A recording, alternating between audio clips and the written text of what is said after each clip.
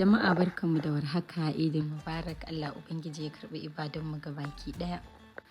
To yau fa baki ya buɗe, da fatan kun samu kuma miyar ku ta dage-dage da salad da shinkafa kamar yadda kuke gani a cikin wannan bidiyon kun watsa.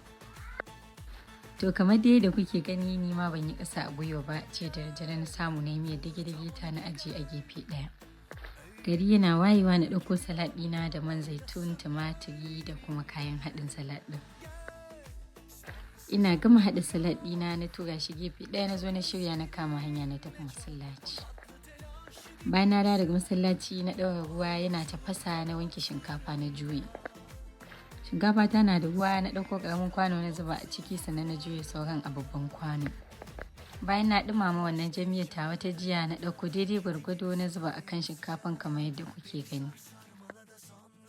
A ƙarshe dai na ɗauko salad ɗina na zuba a babban kwanon kamar yadda na zuba a ƙaramin kwanon. Gashi nan dai mun fara wawwatsawa, mu ma Allah Ubangiji ya karɓi ibadunmu kuma ya maimaita mana. Na gode, ina muku fatan alkhairi, na baku lafiya.